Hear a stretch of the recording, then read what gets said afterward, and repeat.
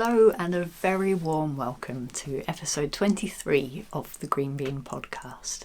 My name is Katie, this is Jack, and we're both really glad that you're here visiting my studio in Devon, which is in the southwest of England. I hope that you're doing all right. If you've not been here before, an extra warm welcome to you. This is a podcast where I chat about my creative projects, which include drawing, knitting and sewing, and sometimes spinning, mending, all kinds of things, whatever I'm getting up to. In this episode, I have got a really exciting piece of drawing work that I've been doing for a client recently that I've had to keep a secret, and I'm looking forward to sharing it with you. I've got a new knitting project that I've cast on. I've got lots of garment sewing and a little bit of hand sewing and embroidery as well. I've got a jumper that I'm going to mend, which has been out of commission for a few weeks, so I'm looking forward to sorting that out. And I've got a book recommendation for you as well. So settle in with your project, whatever you're working on, maybe a cup of tea or something a little stronger, and join us for a nice walk on Dartmoor and then some creative work.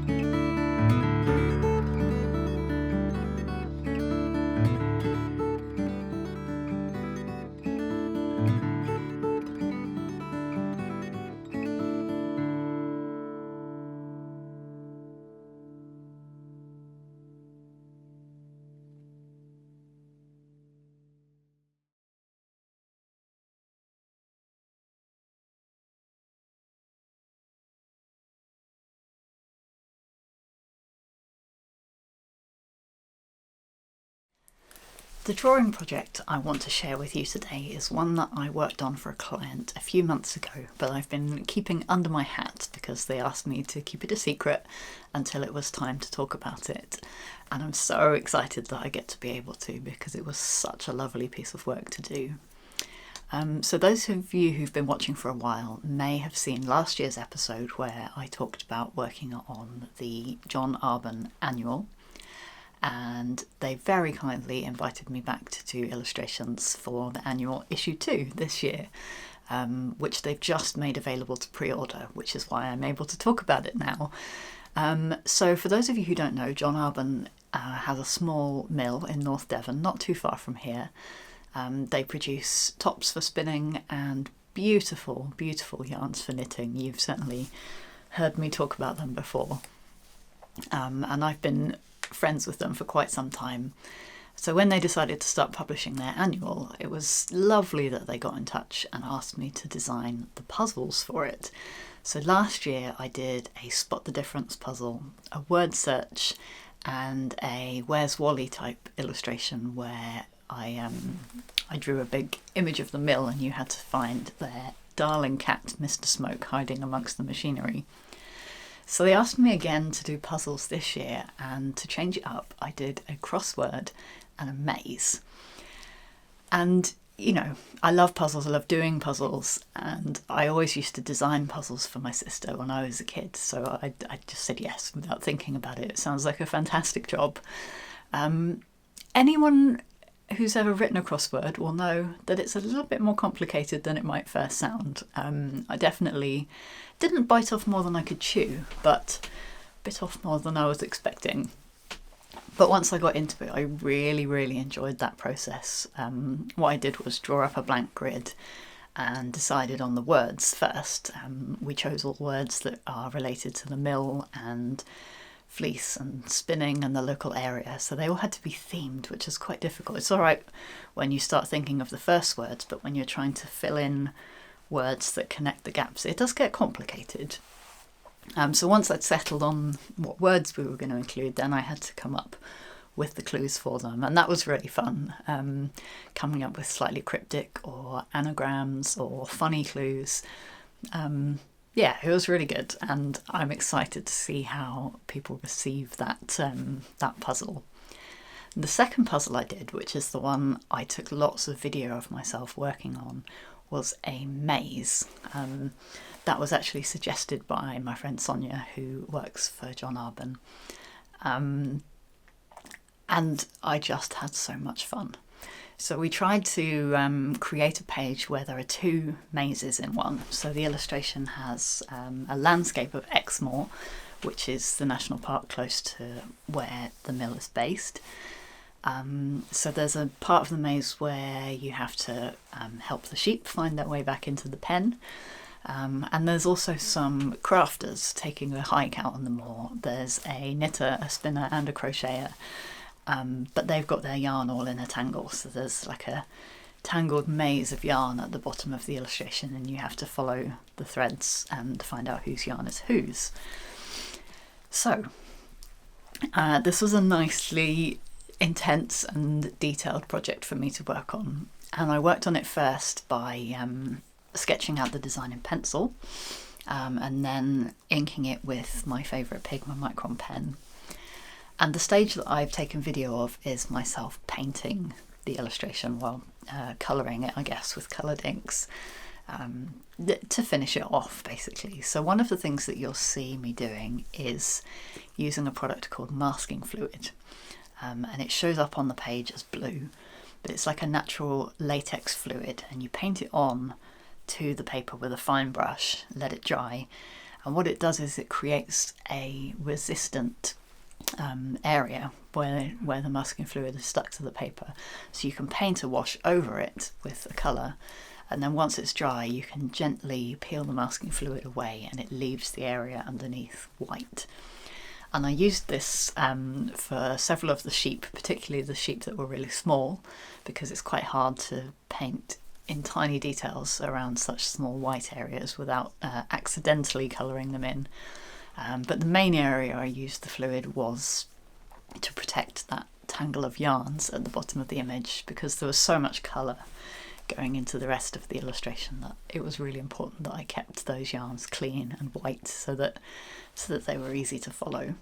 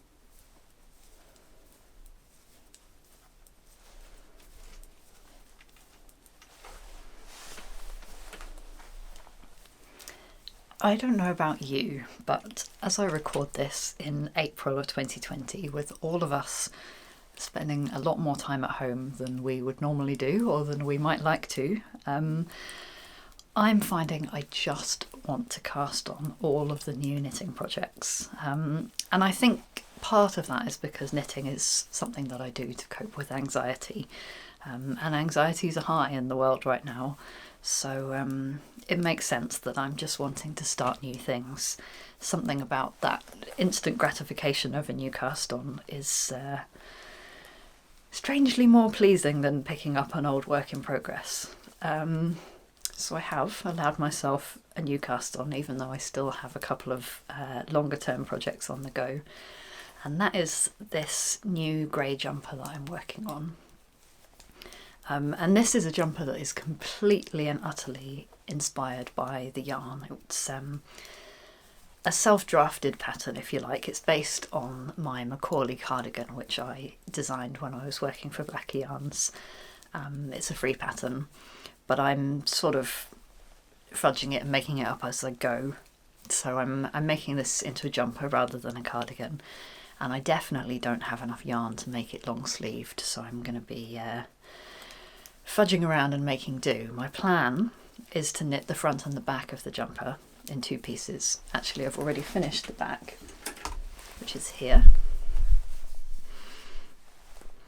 So I'm going to knit the front and the back, seam them up, then knit the neckband, so it'll be almost finished as a vest, and then divide the remaining yarn in half and engineer the sleeves so I can knit them from the top down and use up every last yard of the yarn that I have, because I only have 4 skeins and I'm well onto the 3rd one. I just have 1 left. So yeah, I want to make the most of it, and figuring out how to make a sweater that uses up all of what I have feels like an appropriate thing to be doing at the moment, working with what I've got. So the yarn is a stunning Shetland yarn from Black Isle Yarns, which I purchased at Edinburgh Yarn Festival way back in 2018. So I think it's from a 2017 shearing. Black Isle Yarns is based on the Black Isle in Scotland, and it's run by a lovely woman called Julie. She travels around her local area and buys and handpicks the fleeces from her local farmers, has them spun, usually at the border mill, I believe. This particular blend that I'm working with is semi-worsted spun, which is unusual for a Shetland. Usually Shetland is woolen spun, and it gives you that kind of light, floofy texture. This is much more dense than a usual Shetland, and it feels kind of velvety with a bit of drape, and it's absolutely delicious. I'm really enjoying working with it, and the texture is, so the yarn is slightly unevenly spun, so it has a feel of hand spun about it. I'm really enjoying working with it. So as I say, because I was in love with the yarn so much, I just wanted a really plain and simple jumper that will go with everything. And the main appeal of this cast on was realising that all the projects I had on my needles were in 4-ply yarn or finer, and they were just taking ages, and I really wanted something that would move along a bit more quickly and give me that sense of accomplishment. I realised that I hadn't finished a garment since my Scruffs cardigan, which I designed and published last year, so it feels really nice to be working on this and having it zooming along nice and quickly.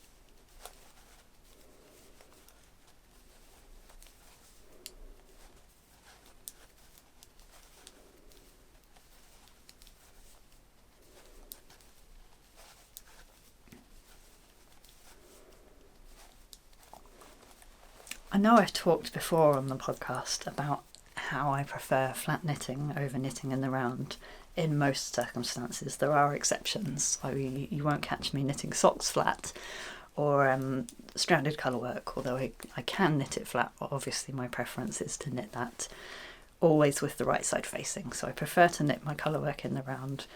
But if I'm doing plain stockinette in particular, I really enjoy the rhythm of alternating rows of knit and purl. I think in some ways it's better for my hands because it's not exactly repeating the same motion over and over again. But I don't know, I know that some people hate purling, and that's fine, everybody's different, but for me I'm actually faster at purling than I am at knitting. But it really is that change of rhythm that I really enjoy.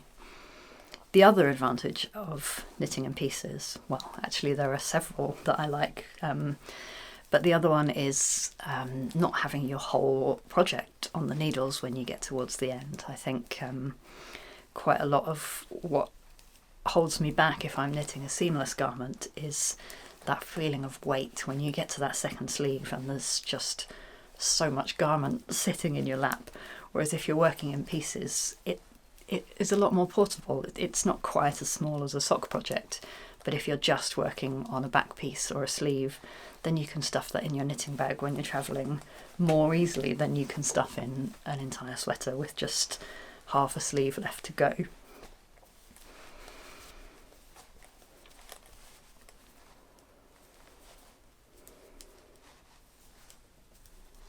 And the other thing I love, of course, about knitting flat compared to knitting seamlessly is the structure that seams give to garments. I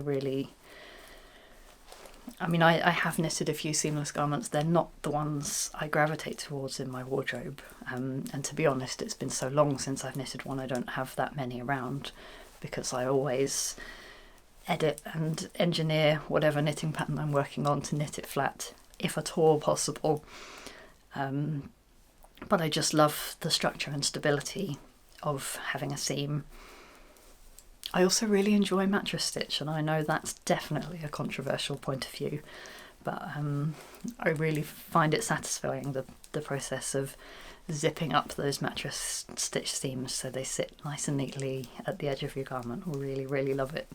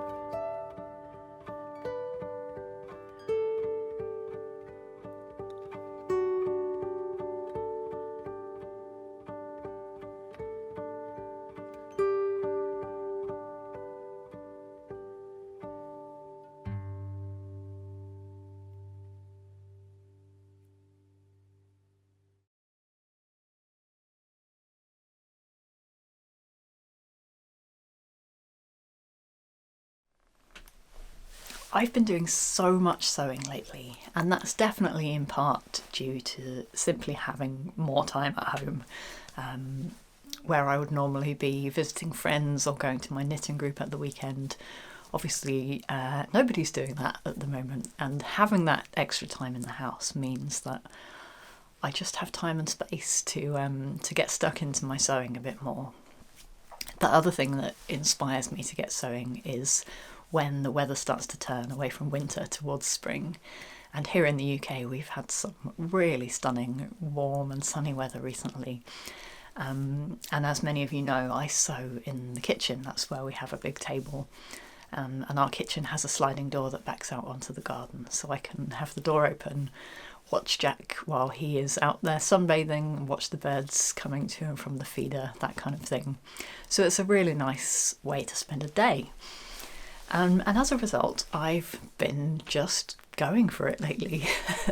So I've got 3 projects to tell you about, one of which is a disaster and 2 of which were not. They were kind of remedies for the disaster, and that's another thing as well. I think once you've had a sewing disaster, it's really good to get back on that horse quickly, otherwise you'll end up hating sewing and never wanting to do it again. So after I'd had that frustrating and upsetting experience, I knew that I needed to get straight back in there and make something easy and satisfying that would make me feel good about my sewing machine again. So the first project I'm going to tell you about is the disaster, which was making a muslin for a new pair of dungarees. I used the Roberts collection by Marilla Walker, which I've had in my stash for ages and I've been really looking forward to working on, and there's absolutely nothing wrong with the pattern. Nothing. I just don't think it's designed for somebody with a body shape like mine. And this is the really liberating thing about sewing, is that you realise that standard sizes are just nonsense. And I've always known this because I've had a body and I've tried to shop for clothes, and I am not the same size on the top half as the bottom half.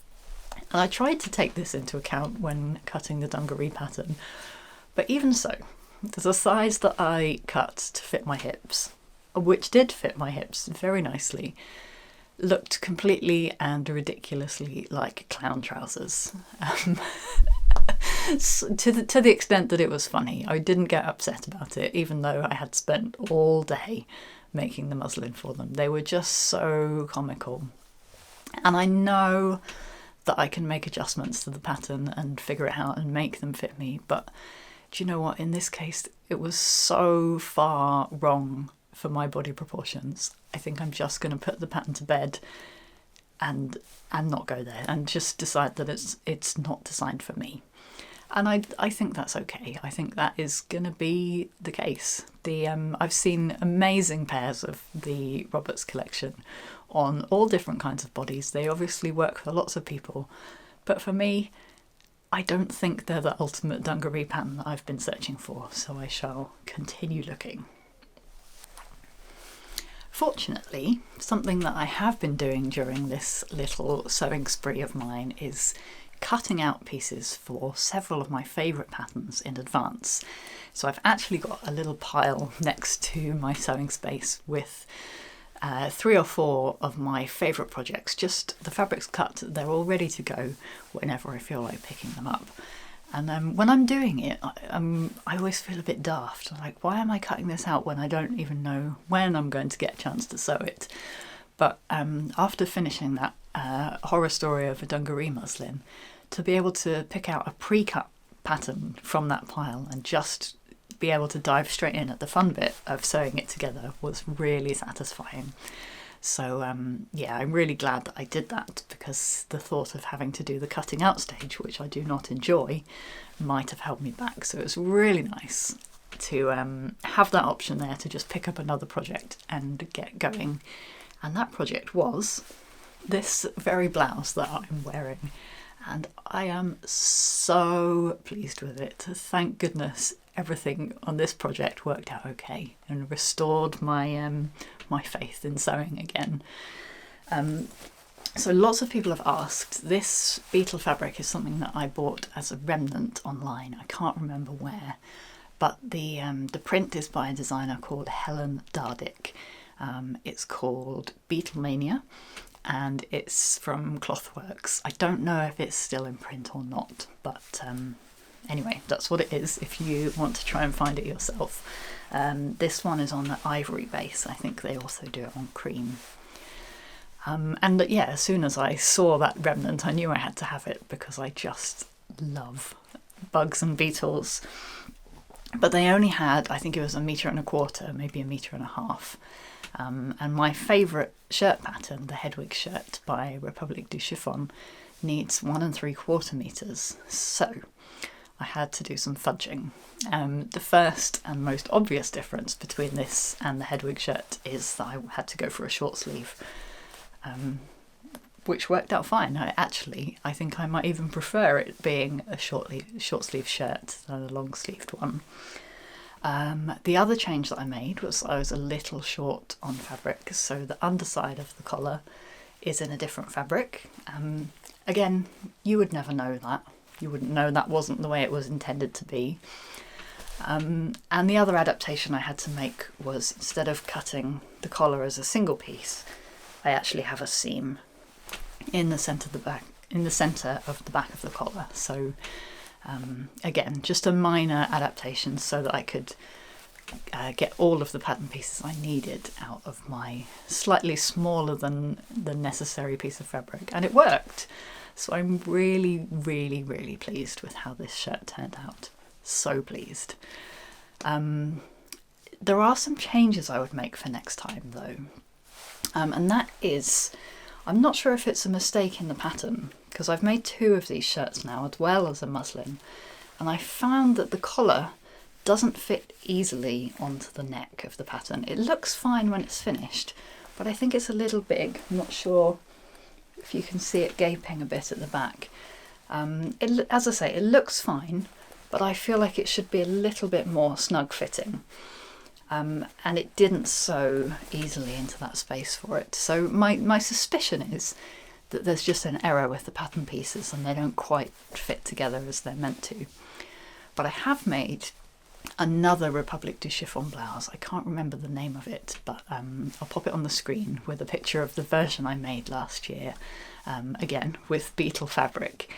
And this collar, although it's a deeper collar, it fits really nicely, and I remember it being really easy to sew, even though it was the very first collar I'd ever constructed. And yeah, I was really chuffed with myself with how well it turned out. So I think what I will do for next time is fudge the collar from that pattern onto the collar for the Hedwige shirt. And I'll probably round the corners of it again, just because I prefer a Peter Pan style collar to a pointed collar. But yeah, that's the only adaptation I would make. Something that's worth mentioning if you're considering this pattern for yourself, the reason it works really well for me is because it doesn't have bust darts. I am someone who doesn't need bust darts, so it's kind of a boxy shape that fits me really well, but it might not be an ideal pattern if you have a bigger bust in proportion to your waist and hips than I do. I think it's particularly well suited to those in the smaller chest club, shall we say. So after I'd finished making this shirt, I was so chuffed with myself, to be quite honest, that I just wanted to carry on sewing, and I had a few hours of Sunday afternoon left, so I pulled out another pattern that I had pre-cut from some gorgeous fabric. It's a quilting cotton called In the Heather, I think, and it's got Highland coos on it and red deer, pheasants, capercaillie and grouse all hanging out in the heather. It's very Scottish and very beautiful. I just love the colours in it, and it's going to be gorgeous in my wardrobe. So I decided to get started on that and start making another version of my favourite dress, which is, if you're a long-term viewer, you'll have heard me talk about it many times before, but it is View P from Formal and Little Black Dress in Japanese, or Stylish Party Dresses in English by Yoshiko Tsukiori. Do not make the mistake that I made and buy both books thinking that they're different ones. They are the same book in two different languages.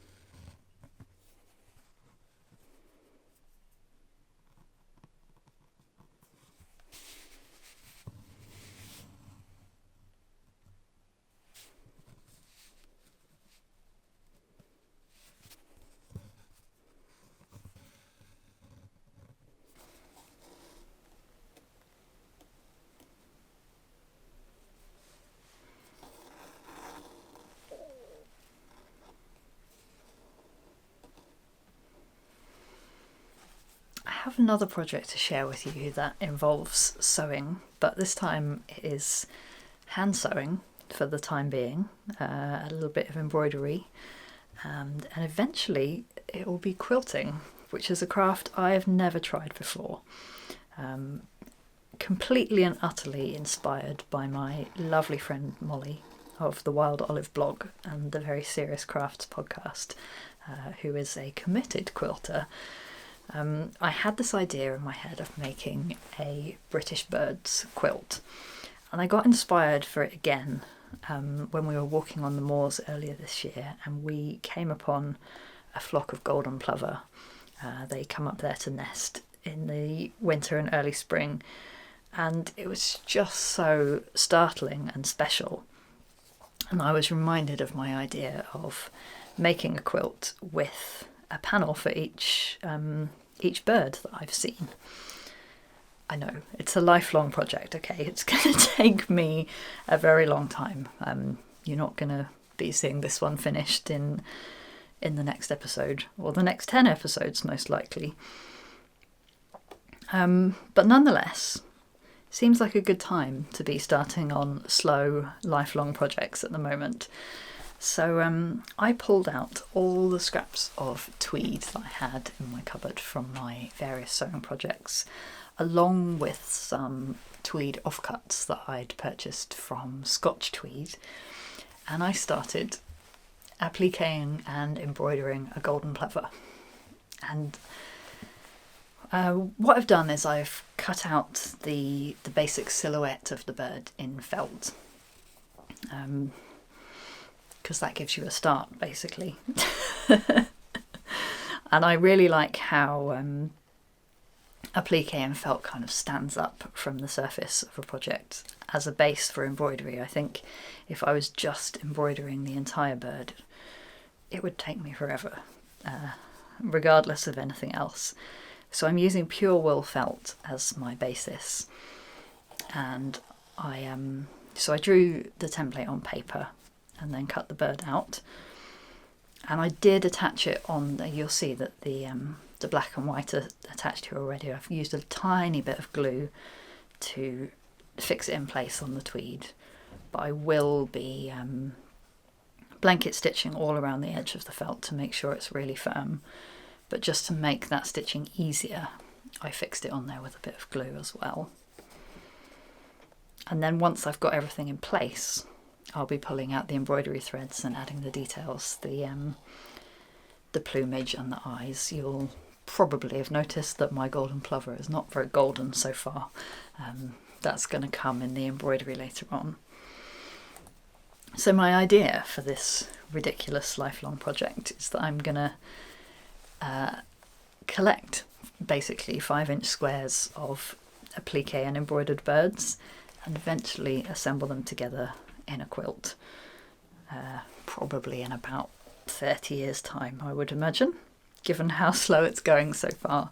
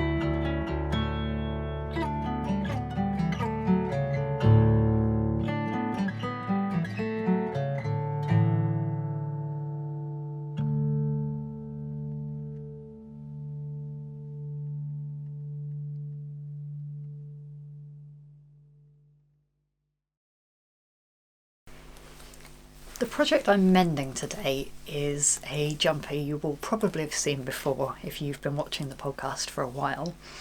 I call it my golden oak jumper, which is inspired by the name of the colour of silk mohair that I used in it from Viola. and I held it double with a mohair blend from Blackie yarns.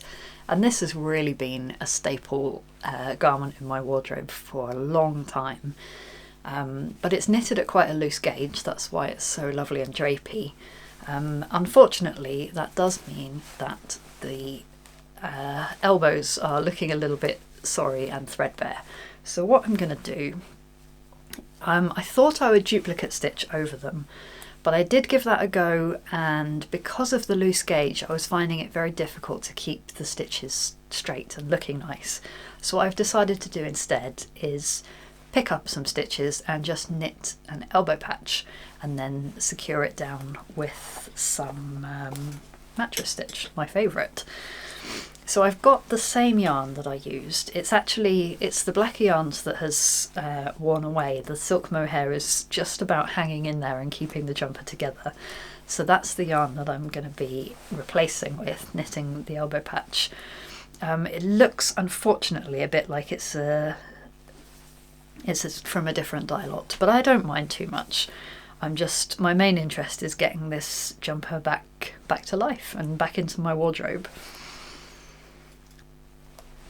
Now, whenever I wear this jumper, I do get a lot of compliments on it, and believe it or not, I have actually half written up the pattern. It is going to come at some point, but for long and complicated reasons that I won't bore you with.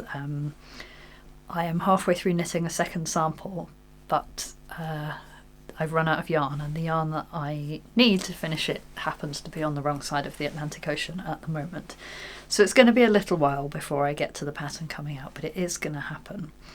And I've gone back and forth on whether to publish it or not, mainly because it's just a very simple basic jumper. But what it does have that I really like about it is these folded hems, which you can see on the cuff. So there's no ribbing to finish it, but the cuff is folded with a stockinette finish on the outside and the inside, and I really like that.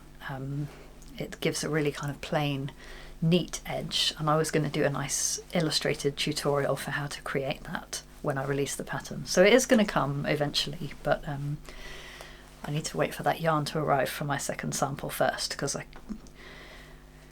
will use this one as a sample as well, but the elbow patches are not going to be part of the design.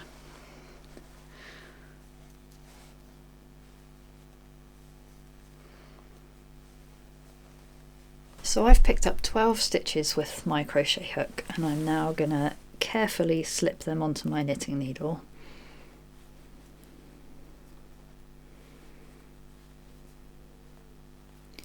I'm then going to draw up the working yarn from underneath, and what I'll do is in the first couple of rows I'll do an increase at either end, so the elbow patch takes on a kind of rounded shape rather than just being rectangular. So I'll do the same with decreases once I get to the other end before I cast it off and secure it down.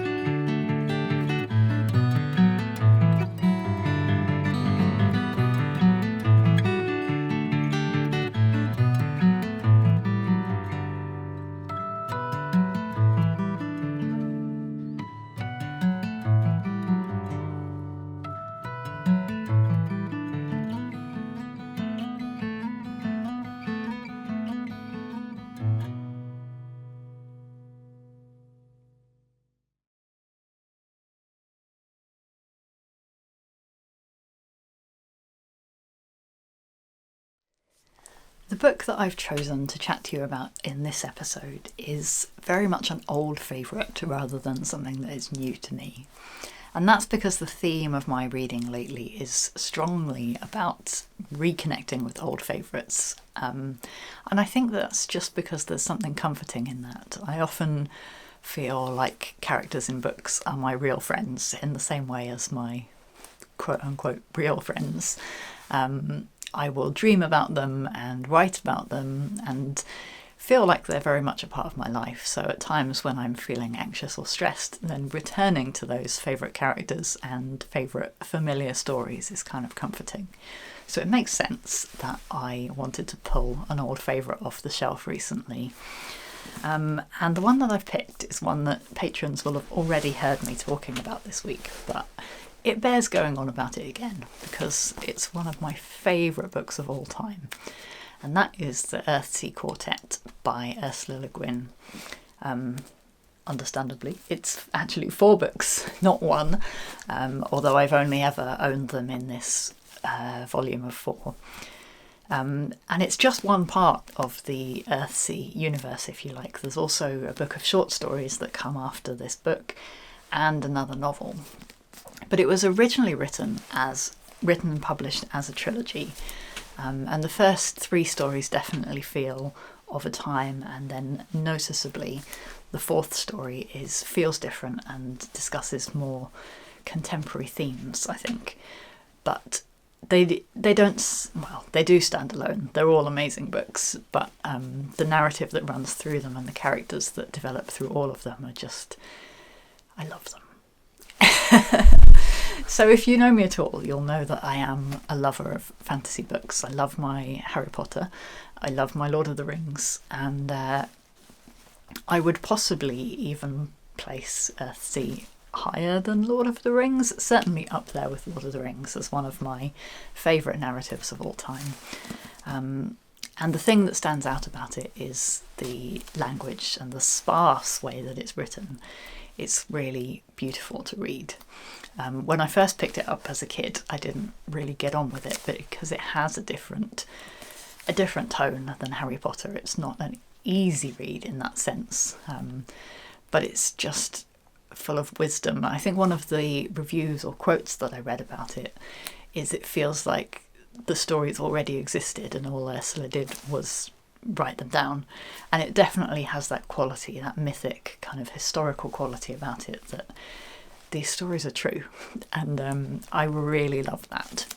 So the one I'm rereading at the moment, you can see where my bookmark is right at the beginning, is the first one called A Wizard of Earthsea, where we meet Ged. I'm not going to tell you too much about him as it's gonna spoil it, but it covers his childhood and growing up and discovery that he's a wizard. Sound familiar? But it couldn't be more different than Harry Potter in so many ways. So one of my favourite moments about it is his apprenticeship with the mage Ogion, which results in one of my favourite quotes from the book. To hear, one must be silent, which I've illustrated and I keep in my studio actually as a reminder. And yeah, there's so many levels at which this first story can be read, and I think that's why I really like it. It could just be a story about a boy discovering that he possesses magic and going to magic school, but it's also a story about his development as a person. He's kind of not likeable at first. He makes some foolish mistakes, so we're not necessarily rooting for him. But then also it's a story of an allegory for mental health. I think is a lot of story about him relating to a shadow character, and as anyone I think who's experienced problems with mental health will relate to the narrative in that way as well. So I'm going to be rereading this for the next few weeks and really looking forward to digging back into these stories. You can see how well loved my copy of this book is. It's great. I hope that you might enjoy it too.